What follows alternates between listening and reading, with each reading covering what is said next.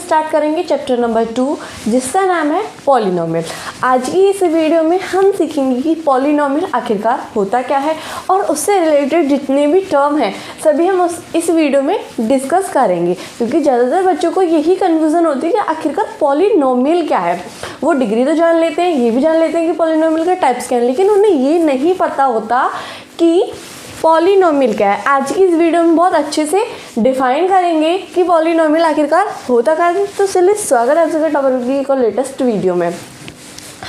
सबसे पहले बात आती है कांस्टेंट। पॉलिनोमियल को समझने से पहले हमें कुछ ऐसे वर्ड हैं जिन्हें पहले सीखना पड़ेगा, उसके बाद भी हम जान पाएंगे कि पॉलिनोमियल क्या है। सबसे पहले बात आती है कांस्टेंट यानी कि अचर। अचर क्या होता है? सबसे पहले अचर ये होता है कि एक ऐसा संबल जिसकी एक फिक्स्ड न्यूमेरिकल वैल्यू, एक ऐसा संबल जिसकी एक फिक्स्ड न्यूमेरिकल वैल्यू हो, जैसे कि 2 क्या है? एक संबल है, इसकी एक फिक्स्ड न्यूमेरिकल वैल्यू है 2, जिस लाइक 5/2 एक फिक्स्ड न्यूमेरिकल वैल्यू है, जिस लाइक पाई एक फिक्स्ड न्यूमेरिकल वैल्यू, यानी कि एक ऐसा संबल जिसकी एक फिक्स्ड न्यूमेरिकल वैल्यू हो, वो क्या हो जाएगा? अचर। नेक्स्ट बात आती है चर। चर क्या होता है? एक ऐसा संबल जिसकी जो न्यूमेरिकल वैल्यू है वो फिक्स्ड नहीं रहती है, डिफरेंट वैल्यू असाइन करता है, यानी कि एक ऐसा संबल जिसकी न्यूमेरिकल वैल्यू क्या होती है? अलग अलग रहती है। कंडीशंस के हिसाब से उसकी जो वैल्यू वो क्या रहती है? अलग अलग रहती है। जैसे कि C = 2/r आपका फॉर्मूला होता है, ये होता है सर्कमफेरेंस का फॉर्मूला। इसमें जो r है यानी कि जो सर्किल की रेडियस है वो क्या होती है? सर्किल के हिसाब से चेंज होती रहती है। अगर सर्किल छोटा है तो रेडियस अलग होगी, बड़ा है तो अलग होगी, यानी कि जैसे जैसे सर्किल अलग होगा तो रेडियस भी क्या होगी? अलग होगी। यानी कि ऐसा संबल जिसकी न्यूमेरिकल वैल्यू क्या हो? अलग हो, डिफरेंट हो, सेम ना हो, तो वो क्या हो जाएगा? चर हो जाएगा। इसमें 2 क्या है? फिक्स्ड है। पाई क्या है? फिक्स्ड है। तो ये दोनों क्या हो जाएंगे? आपके कांस्टेंट, लेकिन ये क्या हो जाएगा? आपका चर, यानी कि वेरिएबल। आई होप कि आपको कंफर्म हुआ होगा कि वेरिएबल और कांस्टेंट आखिरकार होते क्या है। नेक्स्ट बात आती है एल्जेब्रिक एक्सप्रेशन। एल्जेब्रिक एक्सप्रेशंस क्या होता है? एल्जेब्रिक एक्सप्रेशंस होता है कॉम्बिनेशन। क्या होता है?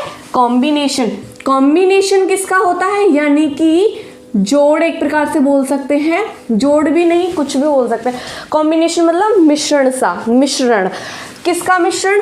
वेरिएबल और कांस्टेंट का, चर और अचर का कॉम्बिनेशन। एल्जेब्रिक एक्सप्रेशन क्या होता है? वेरिएबल और कांस्टेंट का कॉम्बिनेशन, जो कि किसके थ्रू ऑपरेट होता है? कुछ ऑपरेशंस जैसे कि प्लस, माइनस, मल्टीप्लाई और डिवाइड। जो कॉम्बिनेशन इन ऑपरेशंस के थ्रू ऑपरेट होता है उसे क्या बोलते हैं?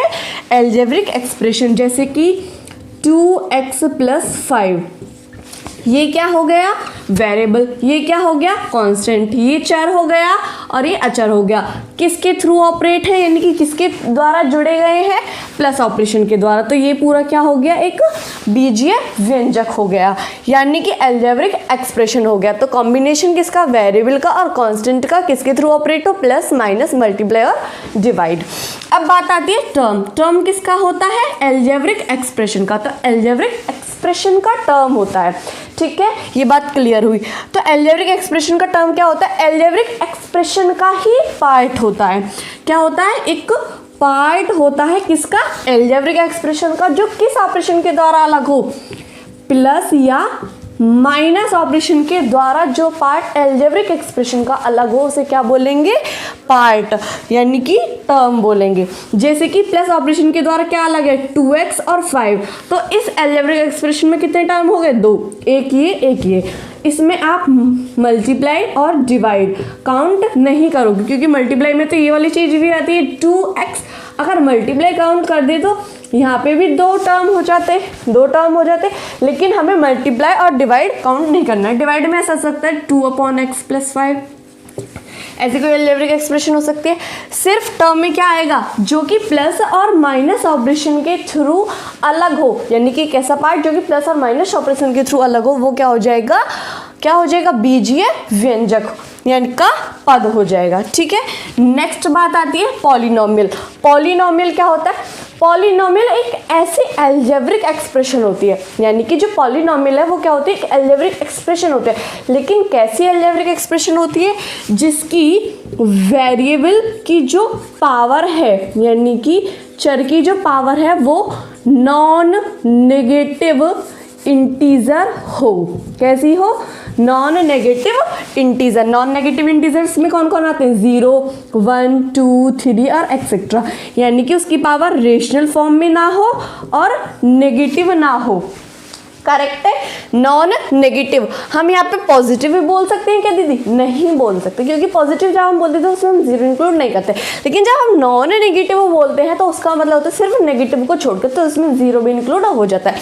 यानी कि अगर किसी की पावर 0 है तो वो भी पॉलिनोमियल में आता है। आई होप कि आपको क्लियर हुआ होगा कि पॉलिनोमियल क्या होता है। ठीक है, एक बार फिर से वाइंड अप कर देती हूँ।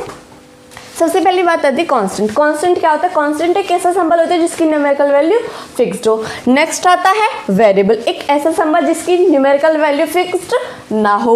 उसके बाद बात है अलजेब्रिक एक्सप्रेशन। अलजेब्रिक एक्सप्रेशन क्या होता है, वेरिएबल और कांस्टेंट का कॉम्बिनेशन एक साथ में किसके थ्रू बनाया गया हो, प्लस माइनस मल्टीप्लाई और डिवाइड ऑपरेशन को ऑपरेट करके एक कॉम्बिनेशन बनाया गया हो। नेक्स्ट आता है टर्म।